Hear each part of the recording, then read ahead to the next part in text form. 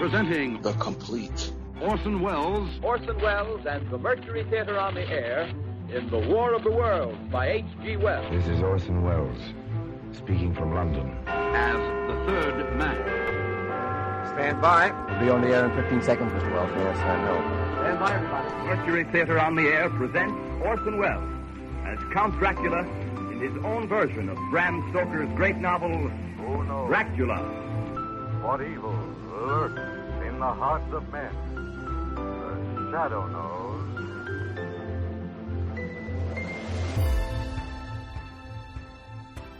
Hello world, welcome to The Complete Orson Welles, brought to you by Dwayne Old Time Radio. This podcast will feature various classic radio programs ranging mostly from 1936 to 1952 that Orson either produced and directed, was featured on, or starred as a guest. If you enjoy my podcast, you can subscribe to receive notifications of new posts. Subscribing is free and only takes a moment. New episodes are posted weekly. If inclined, please leave a rating and or review on your preferred podcast service. Thank you for your support. Hope you enjoyed the genius of Mr. Welles.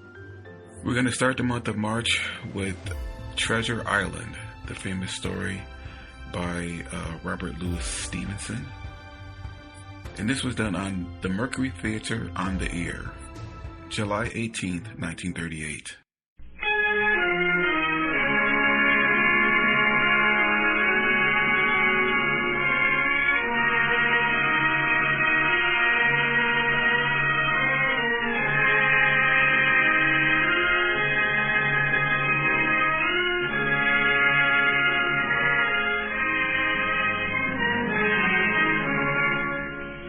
The Columbia Network takes pleasure in presenting Orson Welles and the Mercury Theater on the Air in the second of a unique new summer series of 9 dramatic productions.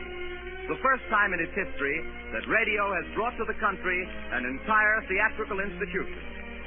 Columbia is proud to welcome Orson Welles to its roster of stars and to give him the opportunity of bringing to the air those same qualities of vitality and imagination that have made him the most talked of theatrical director in America today.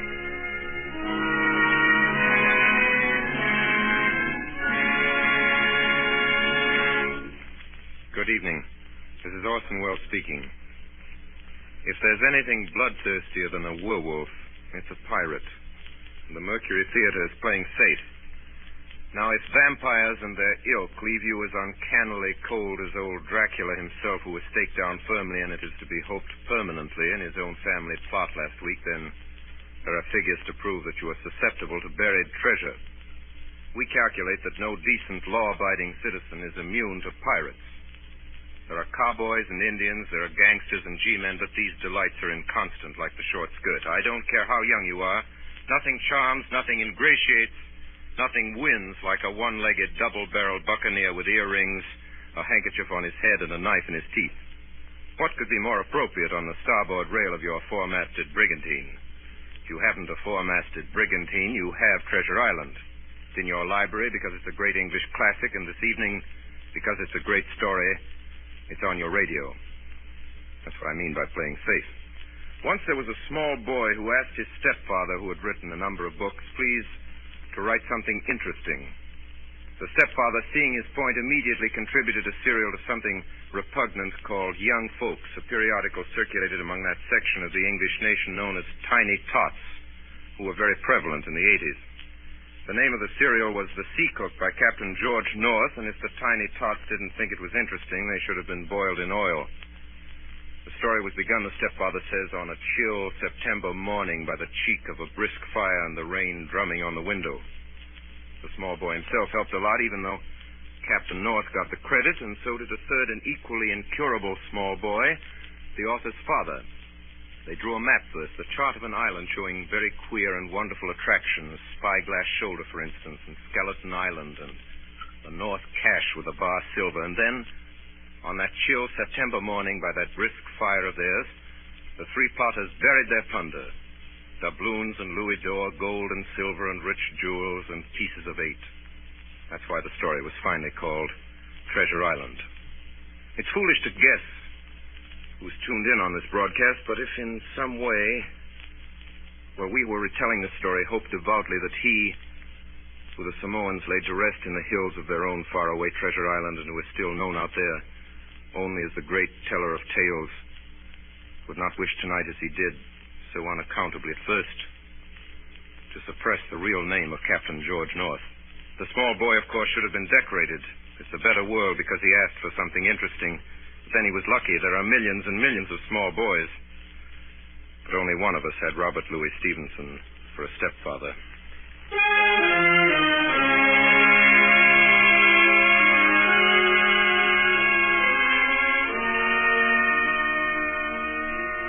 Treasure Island by Robert Louis Stevenson with Orson Welles as Long John Silver and as Jim Hawkins who tells the story. Treasure Island.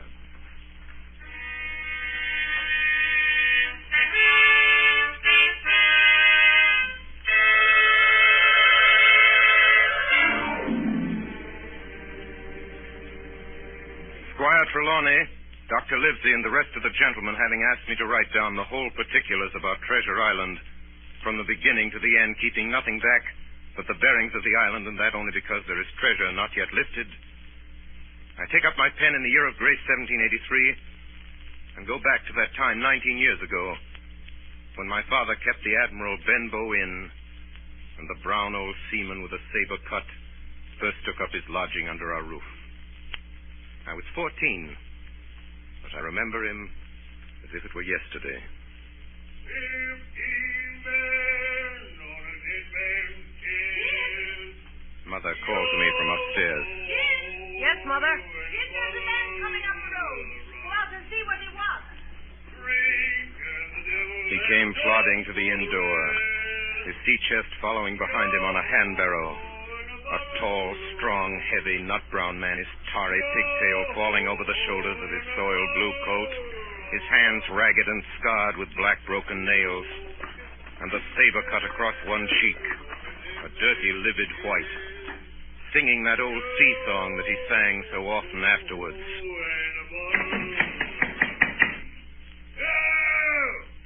Open up in there. Now then, boy. Yes, sir? What do you call this place? The Admiral Benbow Inn, sir. Admiral Benbow, eh? Nice, lonely-looking, pleasant-situated grog shop. Folks don't come here much, do they, boy? Not much company? No, sir, more's pity. No? Well, then it's the berth for me. I'm a plain man, rum and bacon, eggs, all I want, and that head up there for to watch ships off. Never mind to stay here a bit. Here, you matey. You with the wheelbarrow. Bring up alongside. Help up my chest. You two boys, heavy. Yes, sir. Call me Captain, boy. Captain. Yes, Captain. Just one thing more. Yes, Captain? You ain't seen him, have you? No, sir. Who do you mean? Along the road, maybe. You might have seen him somewhere you can't tell. Let me know if you do, boy. A seafaring man. Yes, sir. With one leg.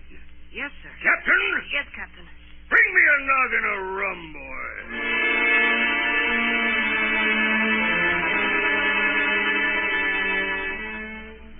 And so he came to live under our roof. We never knew his name. We called him the Captain. He was a very silent man by custom all day. He hung around the cove or up on the cliffs with a brass telescope staring out to sea. All evening he sat in a corner of the parlor next to the fire and drank rum and water, very strong. And every day when he came back from his stroll, he would ask the same question. Jim? Yes, Captain? Any seafaring men go by today along the road? No, Captain. And Jim? Yes, sir? You're a good boy, Jim. You wouldn't lie to me ever, would you, Jim? No, sir. You haven't seen him, have you, Jim? Jim, there's a silver fourpenny for you on the first of every month if you'll keep your weather eye open for a seafaring man with one leg. Let me know the moment you see him, won't you, Jim? A seafaring man with one leg. How that personage haunted my dreams. On stormy nights when the wind shook the four corners of the house and the surf roared along the cove and up the cliffs, I could see him in 1,000 forms. Now the leg would be cut off at the knee, now at the hip. Now he was a monstrous kind of a creature who had never had but one leg, and that in the middle of his body.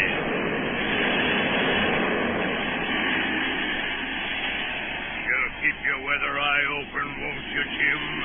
For a seafaring man with one leg. A seafaring man with one leg.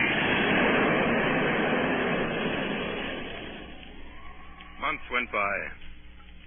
The captain bade fair to ruin us. They kept on staying week after week, month after month. And never a penny of money, Jim. Not a penny as they paid us since the day he came here. And me, a poor widow woman. Mother, why don't you ask him for some? Well, I'll tell you the truth, Jim. I'm afraid to ask him. I'm afraid of the man.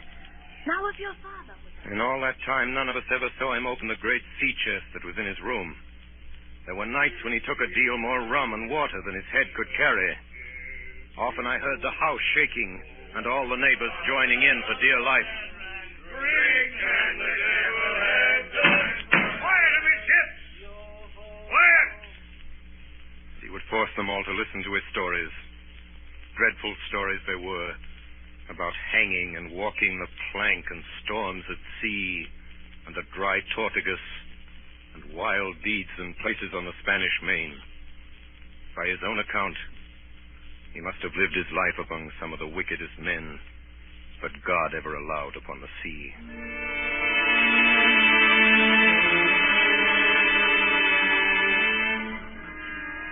The captain had been living with us almost a year when there occurred the first of the mysterious events that rid us at last of his presence. It was one January morning, very early, a pinching, frosty morning. The captain had risen earlier than usual and sat down the beach with his telescope under his arm.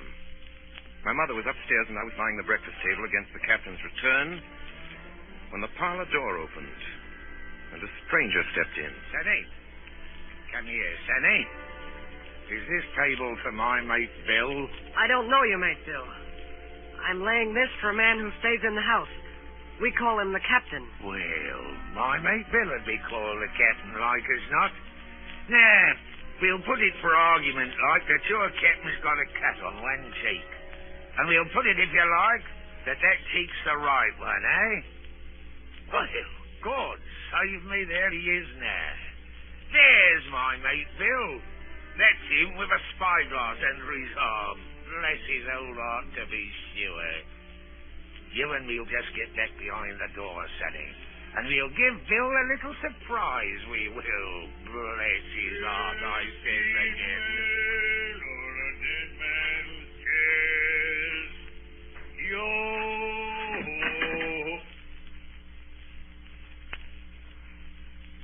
Hello, Bill. Come, Bill. You knows me. You knows an old shipmate, Bill, surely. Black dog as ever was. Bill, we've seen a sight of times, us two. So you run me down. Here I am, we'll speak up. What is it? That's you, Bill. You're in the right of it, Billy. I'll have a glass of rum from this dear child here, what I've took such a liking to. And we'll sit down, if you please, and talk square like old shipmates. Sit down, Bill. And you, Sonny, get out. Yes, sir. And none of your keels on me, do you hear? For a while, I could hear nothing but a low gabbing. Suddenly, the voices began to grow higher. No. And an end on it. If it comes to swinging, swing all. Say aye!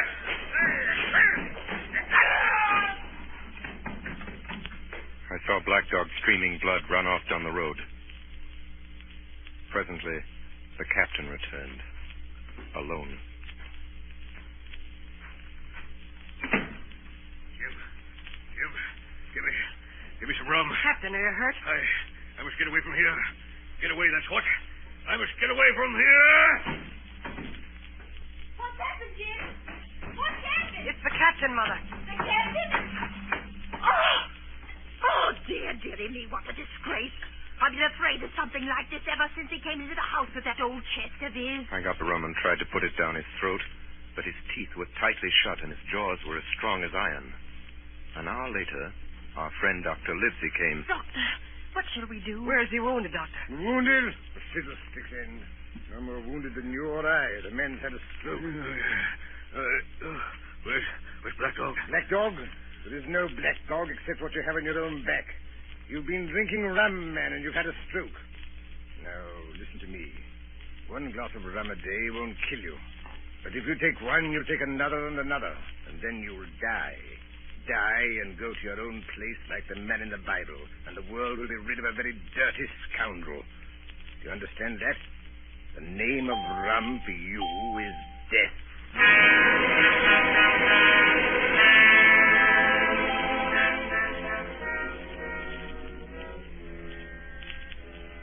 About noon the next day, I stopped at the captain's door with some medicine. Who is it? It's me, Jim. Come in, Jim. Come in. He was lying very much as we'd left him. Jim, you're the only one here that's worth anything. You know I always been good to you. Never a month but I've given you a silver fourpenny for yourself. Now you see me, I'm pretty low and deserted by all. Jim, you'll bring me a noggin of rum, won't you, matey? But the doctor... Doctors is all swabs! Don't have a drain of rum, Jim. I'll have the horrors.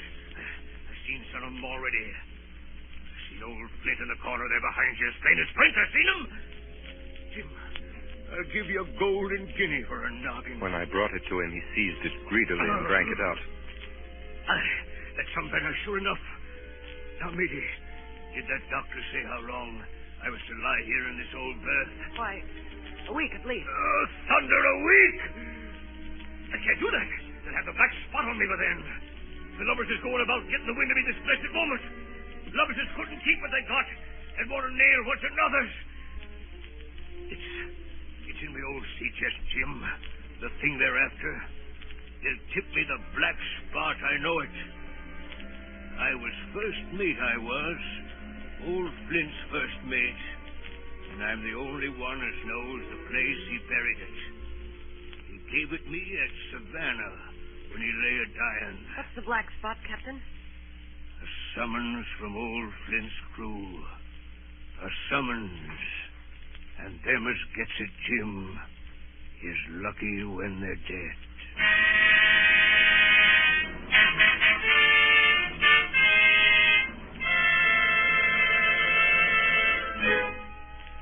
So, a week went by. And then, about 3 o'clock of a bitter, foggy, frosty afternoon, I saw someone drawing slowly near along the road. He was plainly blind, for he tapped before him with a stick.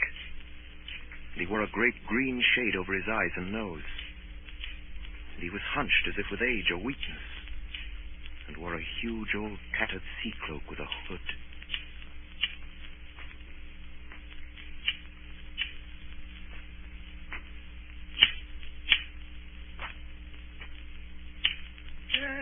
Christian friends, take pity on a poor blind mariner as has lost the precious sight of his eyes in the gracious defense of his native country, England. And God bless King George, where or in what part of his country he may now be. You were at the Admiral Benbow Inn, sailor. Black Hill Cove. I hear a voice, a young voice. It's here where I miss me deadlights. Will you give me your hand, my kind young friend, and lead me in to the captain? I held out my hand, and the horrible, soft-spoken, eyeless creature gripped it in a moment like a vice. No, boy. Take me in to the captain. Sir, upon my word, I dare not. You heard me. Take me in straight. Oh! Will you take me into the captain? Yes, sir. Good. And when I'm in view, say to him, he's a friend for you, Bill Bones. If you don't, I'll twist your arm right out of your body. Do you hear? Yes, sir. Stash your passer, damn you. Now, forward march.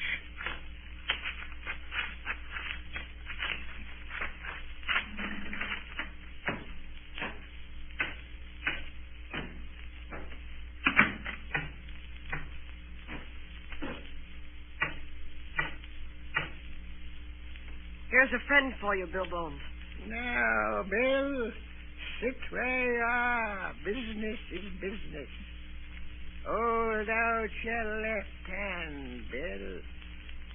Boy, take his left hand by the wrist and bring it near to my right. Here's a little bit of paper for you, Bill Bones. Now that's done, I'll be going. Goodbye, Bill. Goodbye.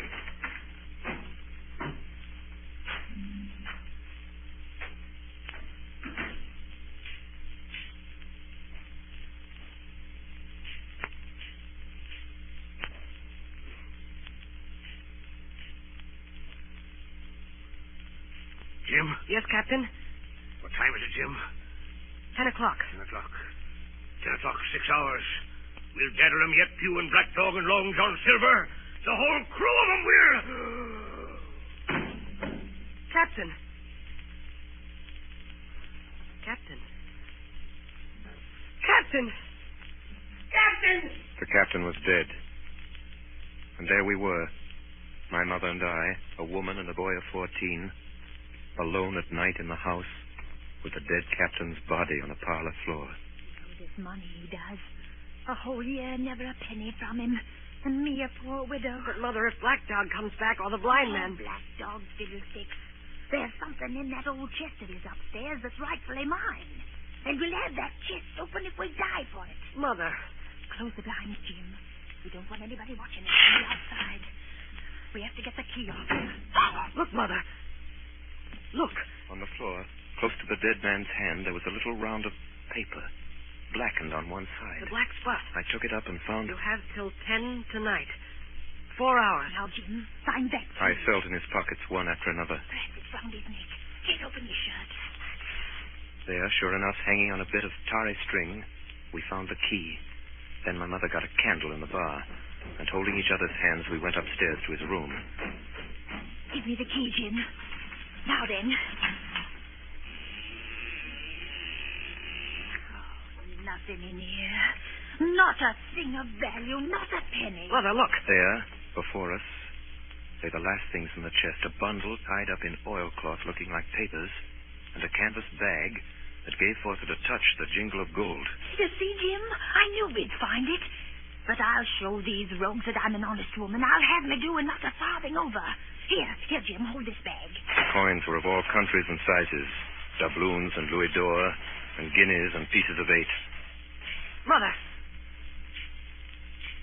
What is it, Jim? Mother, listen.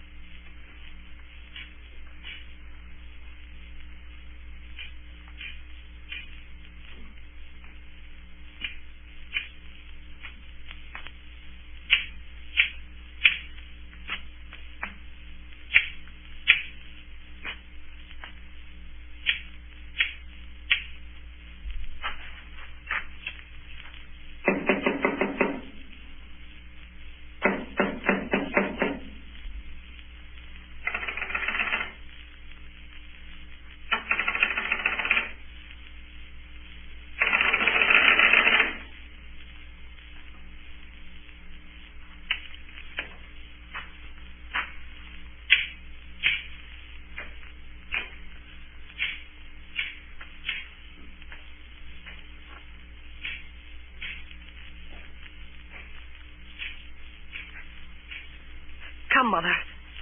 Mother, take the hold and let's be gone. No, I'll have to do, Jim, and no more. But, Mother, you heard him. That was the blind man. I know what I'm doing. I know the right. But, Mother, you don't know. Oh, dear. I'll take what I have. And I'll take this. These papers. Quick, Mother, quick. Take my hand. Next moment, we had opened the door and were in full retreat toward the village. Look, Jim. Over the hill. There they come. Run, Mother, run. Oh, Jim. Jim, I'm going to faint. Oh, Jim. Take the money and go on. Mother. Oh. Mother. She had fainted. I managed somehow to drag her down the bank into the shadow of the ditch. A moment later, the house was surrounded. Bones! Bones! Bill Bones! Will you answer me?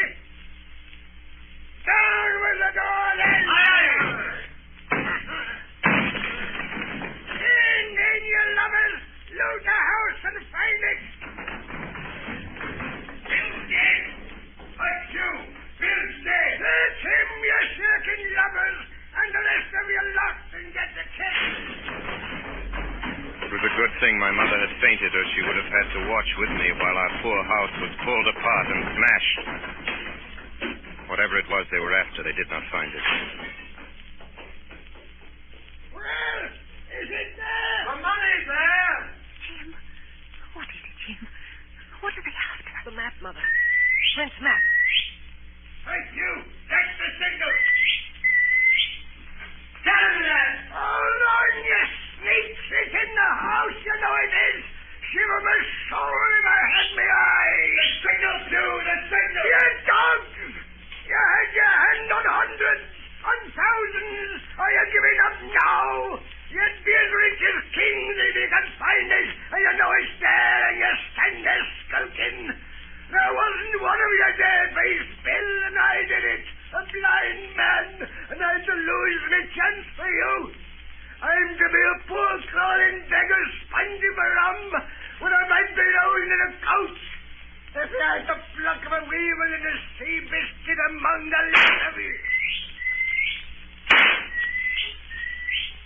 That's the last signal. Get him in there. Doc. Black dog. Johnny. Dirk. You won't leave old Bill, mate. Not old Bill. Johnny. Black dog. Don't leave old Bill. Not old Bill. Not old Bill, mate.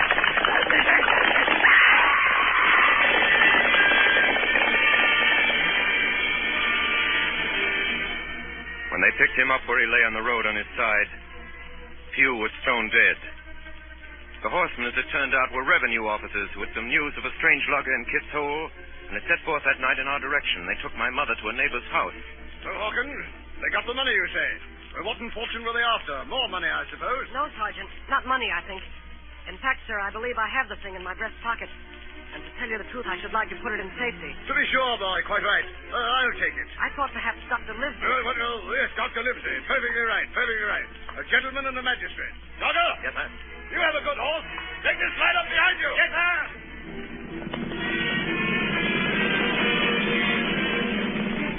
We rode hard all the way till we came to Dr. Livesey's door. Dr. Livesey, the doctor's stopping tonight at the Squire's. Squire's? So there we go, boys.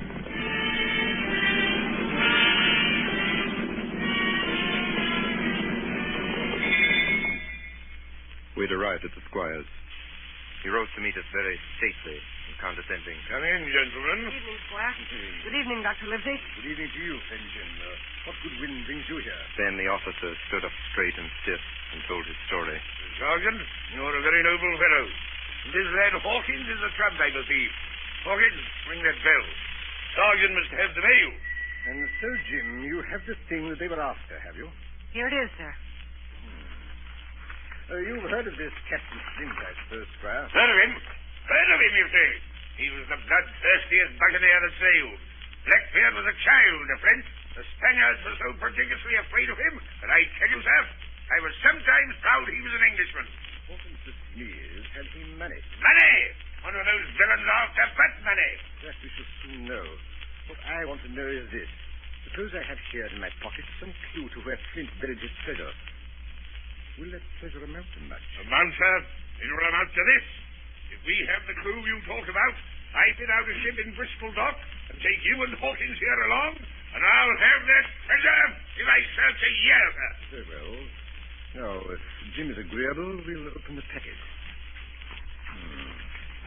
A map of an island with latitude and longitude and writing. Tall tree, spyglass shoulder, bearing a point to the north of northeast. Skeleton Island, southeast by east, 10 feet. The bar silver is in the north cap. Dave, you'll give up this wicked practice at once. Tomorrow, I start for Bristol. In 3 weeks' time, 3 weeks, 2 weeks, 10 days, we'll have the best ship, sir, and the choicest crew in England. Hawkins shall come as cabin boy. You live as ship's doctor. I am admiral. I'll go with you, Squire. So will Jim. And be a credit to the undertaking. There's only one man I'm afraid of. Who's that? Name the dog, sir. You, sir. For you cannot hold your tongue.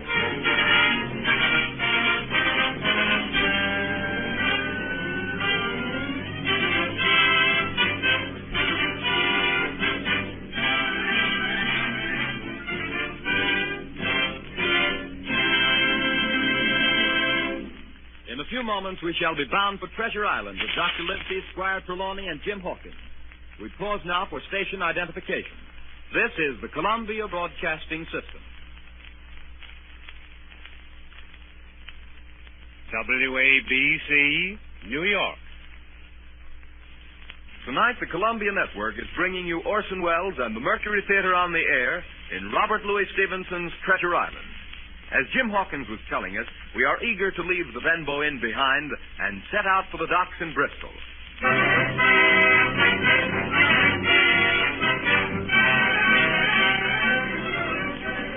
It was longer than the squire imagined ere we were ready for the sea. Weeks passed on. Then, one fine day, there came a letter from the squire. From Bristol. Dear Livesey, the ship is moored and fitted. Lies at anchor ready for sea. It was the crew that delayed me, till the most remarkable stroke of fortune brought me the very man that I required. I was standing on the dock, when by the merest accident I fell in talk with him.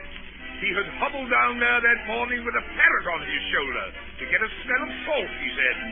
Out of pure pity, I engaged him on the spot to be ship's cook. Long John Silver, he is called, and has lost an egg. Well, sir, I thought I'd only found a cook, but it was a crew I'd discovered.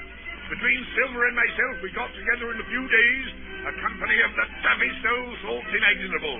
I declare we could fight the frigate. Seaman ho! Hang the treasure! It's the glory of the sea that has turned my head.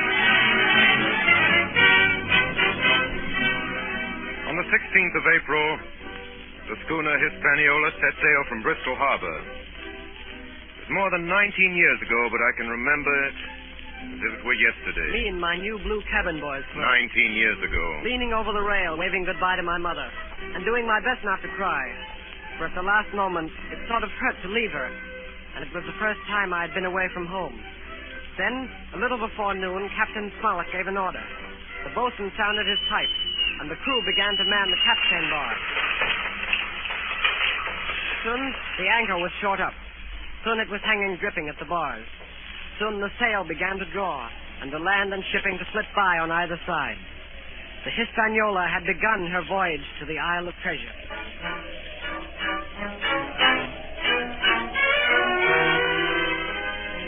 On the second day out, I made the acquaintance of our one-legged ship's cook, Long John Silver. Hey there, boy. Come in. Come on into Long John's cellar. To tell you the truth, at the very first mention of Long John Silver in the squire's letter, I had taken a fear in my mind that this might be the very one-legged sailor that I had watched for all those months at the Benbow Inn. But one look at him was enough.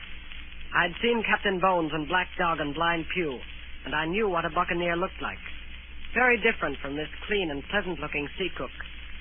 His left leg was cut off close to the hip, and under the left shoulder he carried a crutch, which he managed wonderfully, hopping about on it like a bird. Pieces of eight! Pieces of eight! Pieces of eight! Are you Mr. Silver, sir? Yes, my lad, such is my name to be sure. And you're Hawkins, eh? Nobody more welcome than yourself, my lad, in old John's galley. Sit down, hear the news. Your first trip to sea, Hawkins? Yes, sir. Well. Well, there's a lot of things you're going to learn before this here voyage is over. What do you think, Hawkins? And if there's anything you want to know, Hawkins, you just come to old John Silver and ask him, see? He'll tell you. His galley was as clean as a new pin. The dishes hanging up burnished, and his parrot in a cage in one corner. Here's Captain Flint. I call my parrot Captain Flint. Yeah, the parrot, that's the famous buccaneer. Yes, Captain Flint, predicting success to our voyage. Wasn't you, Captain? Yeah, she's a powerful old bird, is Captain Flint. 200 years old if she's a day, and if anybody's seen more wickedness, it must be the devil himself. She sailed with England, the great Captain England, the pirate, on the old Walrus. It's Flint's old ship. As I've seen her muck with the red blood and fit to sink with gold. She's been at Madagascar and at Malabar and Suriname and Providence and Portobello. To look at her, you'd think she was a baby, Hawkins, but you smell powder, haven't you, Captain? Stand by to go back. And blood, eh, Captain? Rudder midship, animal hands. And pieces of eight, eh, Captain? Pieces of eight, pieces of eight, pieces of eight, pieces of eight, pieces of eight. At the end of the third week, we left Madeira behind us. The ship proved to be a good ship. The crew seemed to be capable seamen. There was only one man aboard who was not satisfied, and that was the ship's master, Captain Smollett. I'll speak plain. I don't like it. I don't like this cruise. I don't like the men. I don't like me officers. That's short and sweet. But nobody paid much attention to him. Every man on board seemed well content. Double grog was served on the least excuse. There was duff on odd days, and always a barrel of apples standing broached in the waist for anyone to help himself that had a fancy. Never knew good come of it yet. Spoil folks' lands, make devils. That's my belief. We're not home again yet. But good did come of that apple barrel. It was about the last day of our outward voyage. Sometime that night, or at latest before noon of the morrow, we should sight the Treasure Island. Just after sundown, when all my work was over, I thought I should like an apple. I ran on deck. The watch was all forward, looking out for the island. I got into the apple barrel. Suddenly, I heard voices on deck. Look here, Barbecue. How long are we going to stand off and on like a blessed bumboat? Why, thunder, I want to go into that cabin, I do. I want their pickles and wine and that. How long? By the powers, the last moment I can manage, and that's how long. How many tall ships, think you, have I seen laid aboard? And how many brisk lads drying in the sun at Execution Dock? And all for this same Hurry and Hurry and Hurry. He's a first-rate seaman, Captain Smollett. Sails the blessed ship for us. They're all seamen aboard here, I should think. All forecastle lands, you mean? I know the sort you are. You're never happy till you're drunk. Easy all along, John. I don't know what his treasure is, do I? No more to use as you, and here's this squire and doctor with a map and such. Well, then I mean this squire and doctor shall find the treasure for us and help us to get it aboard by the powers. After that... What do we do with them, John Silver, after that? Well, what would you think we does with them? Put them ashore like maroons? Or cut them down like that much pork? Duty is duty, mates. Wait. Wait is what I says. When the time comes, why, let her rip. Land ho! What's that? What's that? Land ho!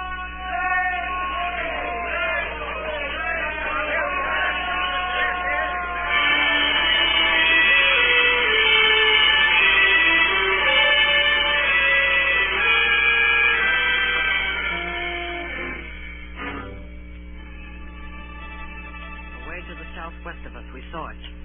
Treasure Island. 10 minutes later, we were gathered in the cabin. The squire, Dr. Livesey, the captain, and myself. Now, Hawkins, you have something to say. Speak up. I did as I was bid.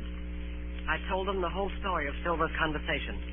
When that was done, all three, one after another, and each with a bow, drank my good health. Then the squire rose. Captain Smollett, you were right and I was wrong. I own myself an ass. I await your orders, sir. Silver is a remarkable man. Here's the way I see it. We must go on because we can't turn back. And what I propose is that we don't wait for them to surprise us, but that we come to blows at our own time and when they least expect it. There must be some faithful hands left. Well, we must find out who they are. Jim here can help us more than anyone. The men are not shy with him, and Jim is a noticing lad. Hawkins, I put prodigious faith in you.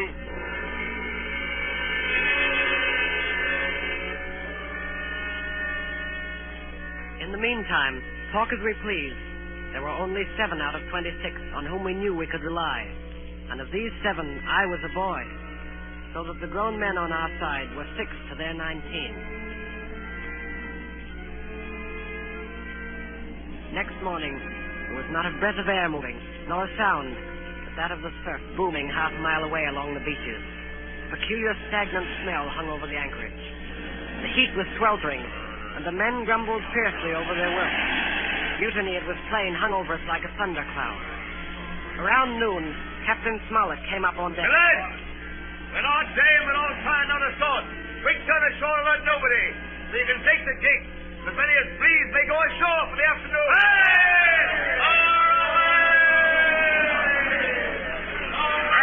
Hey, wait a minute, man. What's the hurry? Silver suspected a trick. Wait a minute, man. He hopped around the deck on his one leg. What's the hurry? Wait a bit, will you, man? Soon the party was organized. 6 fellows were to stay on board, and 13, including Silver, began to embark. Suddenly, I had a mad notion to go ashore, too. In a jiffy, I had slipped over the side and curled up in the foresheets of the nearest boat. No one took notice of me. The crews raced for the beach. No sooner had we touched shore than I leaped out and plunged into the nearest thicket. Behind me, I could hear John Silver's voice. Hey, Jim! Jim, my boy! Hey, Jim! Jim!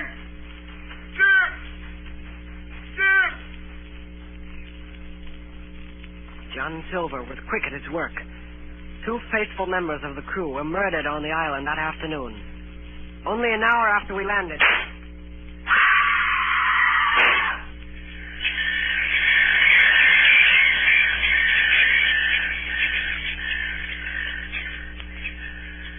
The second killing I saw with my own eyes. From where I lay hidden among the trees. Will you tell me you let yourself be led away with that kind of a mess of swamps? As soon as God sees me, I'd sooner lose me hand than turn to get me duty. Maybe it's because I think's gold dust of you. Gold dust. John Silver, you're mate of mine no more. If I die like a dog, I'll die in me duty. You've killed Allen, have you? Kill me too if you can. But I defy you. He started to walk away. Try this, then. Long John whipped the crutch out of his armpit and sent it hurtling through the air. It struck him in the back and killed him. Then Silver brought out a whistle. I didn't wait. I ran. I ran as I never ran before.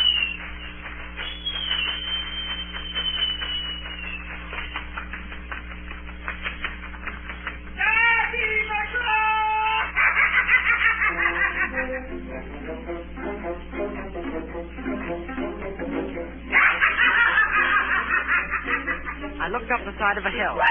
Far above me, I saw something leap behind the trunk of a tree. It seemed dark and shaggy. I turned and began to run. Suddenly, the thing appeared in front of me, and running forward, threw itself on its knees before me, and held out its clasped hands in supplication. Who are you? I'm poor Ben Dunn, I am. I haven't spoke with Christian these 3 years. 3 years? Were you shipwrecked? No, mate, marooned. 3 years. Lived on goats since then, and berries and oysters. Made my heart as sore for Christian diet. You mightn't happen to have a piece of cheese about you now? No? Well, many's a night I've dreamed of cheese, toasted mostly, and woke up again, and here I was. What'd you call yourself, mate? Jim. Jim? Jim. Yeah. Well, now, Jim, you wouldn't think I was rich to look at me, would you now? I know not in particular. Oh, well, but I am, Jim. I'm rich. Powerful rich. Oh, Jim, you'll bless your stars, you will. You was the first that found me. Suddenly his eye fell on the Hispaniola lying far below it. Between it and the land was the jolly boat, with 5 men moving toward shore. I could not tell if they were our men or the mutineers. Jim, tell me true. That ain't Flint's ship? It's not Flint's ship, and Flint is dead. There are some of Flint's hands aboard, worse luck to the rest of us. Not a man with one leg? Silver? Whoa! If you were sent for Long John... Oh! I'm as good as pork, I know it. I was in Flint's ship with John Silver when old Flint buried the treasure. He and 6 along. 6 strong seamen. They was ashore nigh on a week. And then one day, here come Flint by himself in a little boat, and the 6 all dead. Dead and buried along with the treasure. How he done it, not a man of us could make out. I told him the purpose of our voyage and the predicament in which we now found ourselves. Oh, that Long John, he's a bad un. And you're all in a clove hitch, ain't you? Well, you just put your trust in Ben Gunn. Ben Gunn's the man to help you. You tell that to your squire, Jim. Ben Gunn's the man, that's what you say. And Ben Gunn says you has ideas of his own. Ah! Look at that. Far below us, we saw a Union Jack fluttering in the air above the woods. There's your friend, sure enough. More likely it's the mutineer. No, mate, Silver Fly, the Jolly Roger.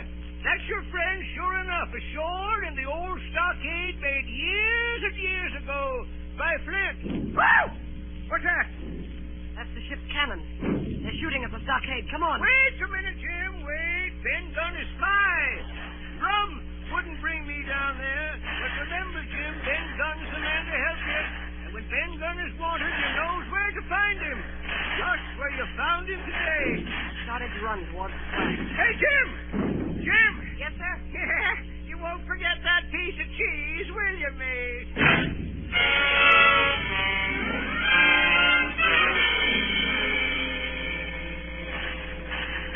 It was less than a mile to the stockade. It was heavy running through the woods. The shooting was getting louder. Suddenly before me, I saw a clearing. The smoke of muskets fired nearby. Hey there! Who goes there? Hey! Don't shoot, it's me! Who's me? Me! Jim Hawkins! It's Jim! A moment later, I was over the stockade among my friends. And soon afterwards, the firing ceased. The mutineers were saving their powder. The stockade was a good place, with a paling 6 feet high all around it. We could have held it against the regiment. And here Captain Smollett decided to stay and await our enemy's next move. I told Dr. Livesey and the squire about Ben Gunn. Hey! Flag a truce! Flag a truce! Who's that? It's Silver. Keep indoors, men. 10 to 1, this is a trick. Who goes? Stand or we fire. Flag a truce! Doctors, watch on the lookout. Dr. Livesey, take the north side if you please. Yes. Jim, the east. Gray, west. The watch below, all hands to load muskets. Lively men, and careful. What do you want with your flag of truce? Captain Silver, sir! Come to my term! Captain Silver? Why, you black-hearted scoundrel! Silence, sir! Silence. If you wish to talk to me, you can come, and that's all. If there's any treachery, it'll be on your side, and the Lord help you. That's enough, Captain. A word from you's enough. I know a gentleman, and you may lay to that. You'd better sit down. You ain't gonna let me inside, Captain? It's a main cold morning, to be sure, sir, to sit outside upon the sand. Oh, there's Jim, the top of the morning to you, Jim. Well, then you're all together like a happy family in a manner of speaking. If you've anything to say, my man, better say it. Right you were, Captain Smollett. Duty is duty, to be sure. Well, here it is. We want that treasure. We'll have it. That's our point. You just soon save your lives, I reckon, and that's yours. You have a chart, haven't you? That's as may be. Oh, well, you have. I know that. What I mean is, we want your chart. You give us the chart to get the treasure by, and I'll give you my affidavit upon my word of honor to clap you somewhere safe ashore. Is that all you have to say? Every last word, by thunder. Refuse that, and you've seen the last of me but musket balls. Very good. Now you lay a me. If you'll come up one by one, unarmed, I'll engage to clap you all in irons and take you home to a fair trial in England. If you won't, as my name's Alexander Smollett, I've flown Miss Sovereign's colours, and I'll see you all to Davy Jones. You can't find the treasure. You can't sail the ship. And you can't fight us. I stand here and tell you so. And at the last good word you'll get from me. Now, out, me lad. Laugh! Laugh, by thunder, laugh. For an hour doubt, you'll laugh on the other side. And then the die will be the lucky one.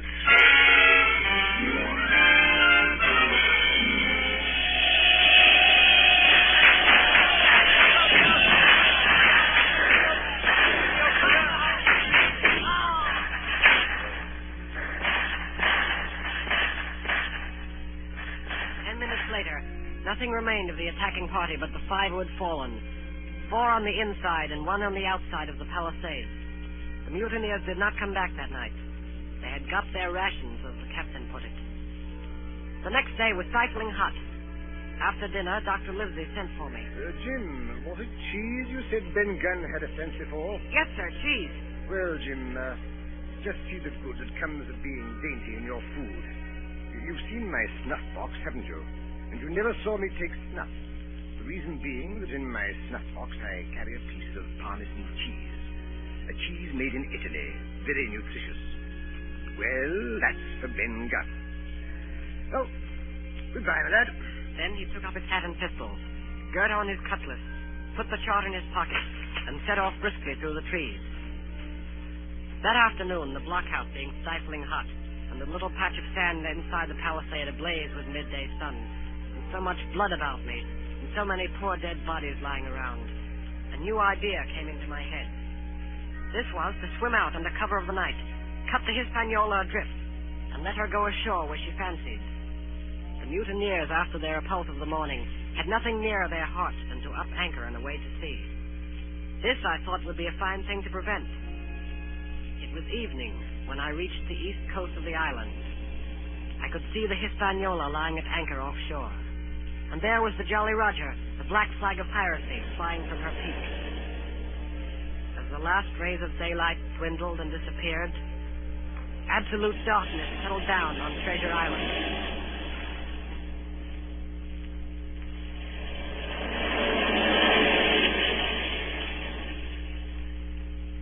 The next night, I was back on land. I was proud of myself, and with good reason. I had grounded the Hispaniola, beached her up tidily in the North Inlet with no harm done, safe from the mutineers. I had no trouble finding the stockade. Coming in from the shore, keeping close in shadow where the darkness was thickest, I crept into the blockhouse. I could see nothing. The doctor and the squire must have worried about me. I should lie down in my own place, I thought, and enjoy their faces when they found me in the morning. I felt for a place to lie down. Pieces of eight! Pieces of eight! Now go! Pieces of eight! Now go! Bring a torch, Dick. Well, shiver my timbers. Jim Hawkins. Dropped in like that. Quite a pleasant surprise for poor old John. I've always liked you, I have, Jim, for a lad of spirit. I picked her my own self when I was young and handsome. Always wanted you to join my camp and take your share and die a gentleman, and now, my cock, you've got to. You can't go back to your own lot. Where are they? Now, where do you think, my son? Have you killed them? What do you think? Well, I'm not such a fool, but I know pretty well what I have to look for. But there's a thing or two I have to tell you. And the first is this. Here you are in a bad way. Ship lost, treasure lost, men lost. And if you want to know who did it, it was I. I was in the apple barrel the night we sighted land. And I heard you, John, and you, Dick Johnson, and Hans, who is now at the bottom of the sea, and told every word you said before the hour was out. And as for the schooner, it was I who cut her cable. And it was I who brought her where you'll never see her more, not one of you. I no more fear you than I fear a fly. I put one to that in here goes, you sneaking son of a skunk! Go it on! Come on, sir!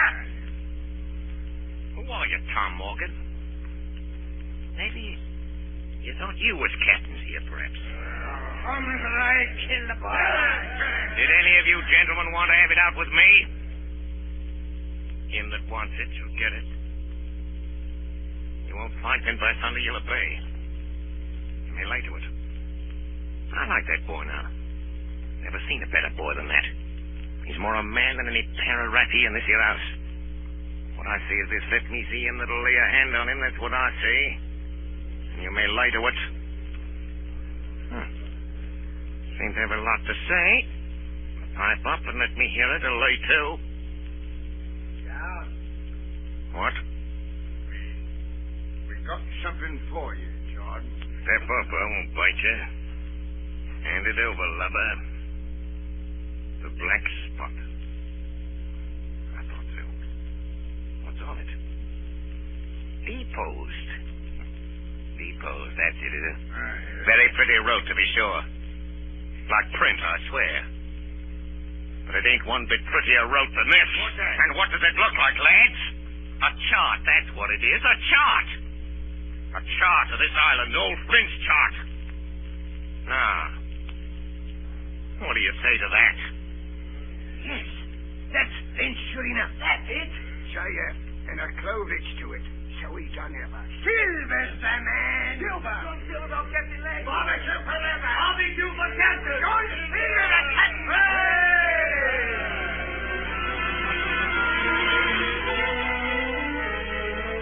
That was the end of the night's business. Only much later, I woke up suddenly and felt someone beside me. Jim, my boy. Yes, Long John? I saved your life here tonight, Jim.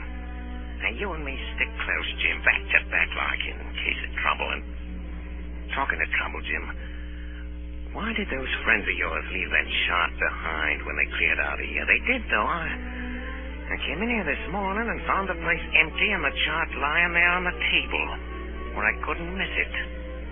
And there's something under that. something under that. Good or bad? The next morning we set out after the treasure. Tall tree, spyglass shoulder, bearing a point to the north and northeast. Skeleton Island, east, southeast, and by east, 10 east. Hey, over there! Come quick! At the foot of a pine, half covered with green creeper, a human skeleton lay on the ground. A skeleton, by God! It lay perfectly straight, the feet pointing in one direction, the hands raised above its head like a diver's, pointing directly in the opposite. It ain't natural. It ain't natural, but you know, lads, I've a notion in my old numbskull now. Here's the compass. There's the tip-top point of Skeleton Island sticking out like a tooth. Just take a bearing, will you, along the line of them bones? East, southeast, and by... I thought so. There's a pointer. Right up there's our line for the Pole Star and the Jolly Dollars. This is one of Flint's jokes, and no mistake. Him and these 6 was alone here. Alone. He killed them. Every man. And this one yawled up here and laid down by the compass. Yes. 6 they were, and 6 we are. And Bones is what they are now. I saw him dead, old Flint. There he laid with penny pieces on his eyes. Dead, aye, sure enough he's dead. But if ever spirit walked, it'd be Flint's. Dear heart, but he died bad, Flint. Oh, that he did. May not it were. And the windy was open, and I hear that old song of his coming out clear as hell. And the death all on man already. Listen.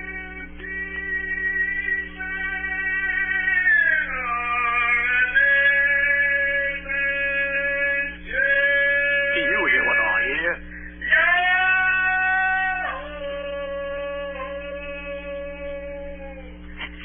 Flint again. Old Flint. Oh, Lord.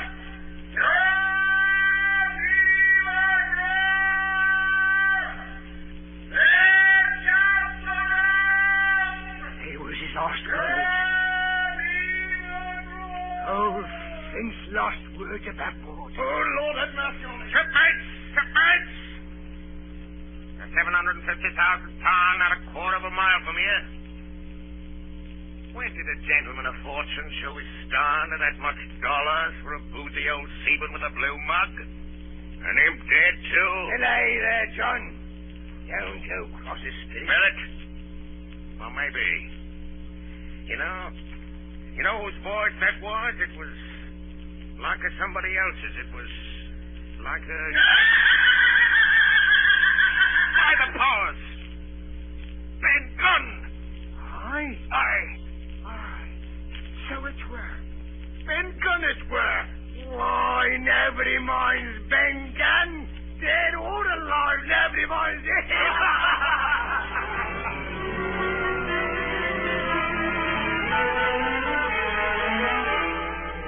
Spyglass shoulder, bearing a point to the northeast, Skeleton Island, southeast and by east, 10 feet. Hey, mate, here's a tall tree. The first of the tall trees was reached, and by bearing proved the wrong one. So did the second. So the third. Here it is! Aye! Long John! Mary! Here it is! Before us was a great excavation. In this was the shaft of a pick broken in two, and the boards of several packing cases strewn around, all branded with the name Walrus, the name of Flint's ship. The treasure had been found and rifled. The 700,000 pounds were gone. We turned and saw above us on the edge of the pit Ben Gunn, Dr. Livesey, Gray, and the squire, all with muskets. The doctor's plan had worked. The pirates had fallen into his trap.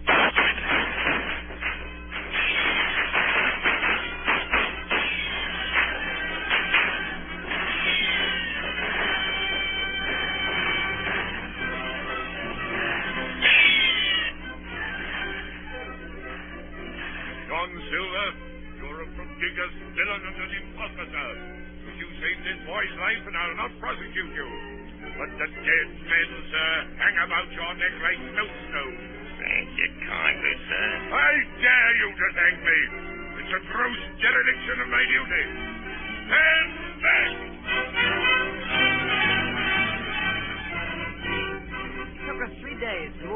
anchor from Ben Gunn's cave on board ship. On the 8th day of December, the Hispaniola reached Bristol. 5 men only of those who had sailed returned with her. Well, that was 19 years ago. All of us had an ample share of the treasure and used it, wisely or foolishly according to our natures. Captain Smollett is now retired from the sea. As for Ben Gunn, he got £1,000 which he spent or lost in 19 days, for he was back begging on the 20th. Silver vanished on the voyage one night off the coast of Mexico, and we heard no more of him. The bar Silver and the arms still lie, for all I know, where Flint buried them. And certainly they shall lie there for all of me. Oxen and wain ropes would not bring me back again to that accursed island. The worst dreams that ever I have are when I hear the surf booming about its coast or start upright in bed, with the sharp voice of Captain Flint still ringing in my ears. Pieces of 8, pieces of 8, pieces of 8, pieces of 8, pieces of 8, pieces of 8, pieces of 8.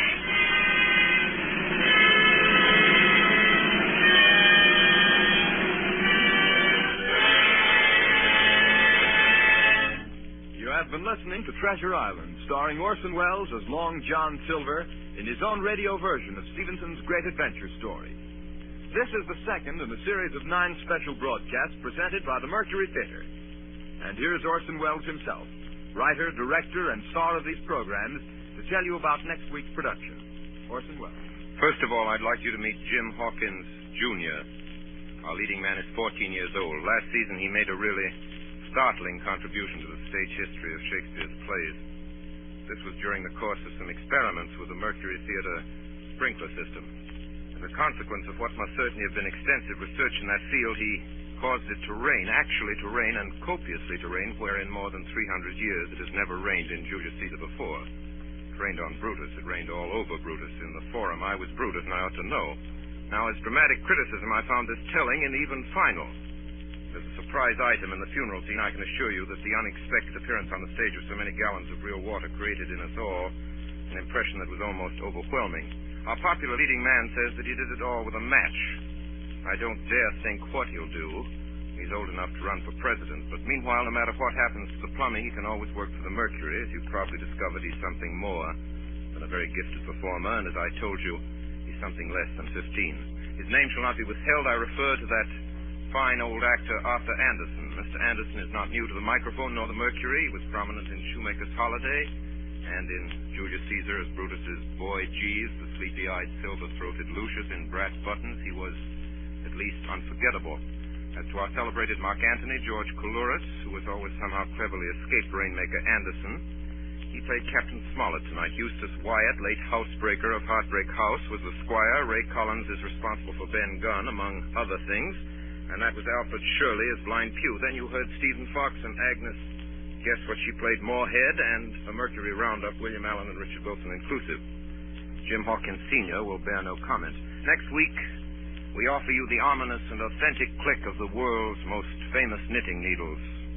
Madame Lafarge's needles and Madame herself, Dr. Manette, Sidney Carton, and the entire French Revolution, same time, same station. It is a far, far better thing that I do than I've ever done. Charles Dickens, that is correct. That is absolutely correct. Charles Dickens' Tale of Two Cities. There is at this moment a disturbance in the sub-control room, and if it isn't a tumbrel, it's Arthur Anderson. It's a good thing the program's over. Good night, everybody. Thanks. Please write me the stories you'd like to hear, and goodbye till next week.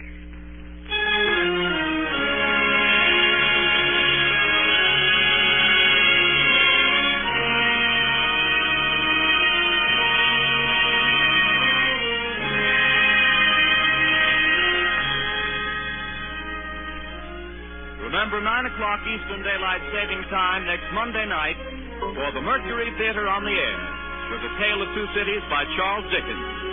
On tonight's production, Bernard Herrmann composed the original music and conducted, and Davidson Taylor supervised for the Columbia Network. Dan Seymour speaking. This is the Columbia Broadcasting System.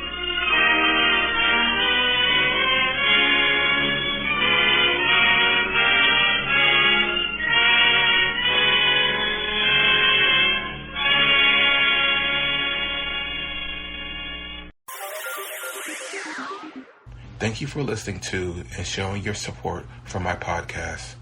If you would like to receive notifications of when new episodes are posted. Please subscribe to my channel.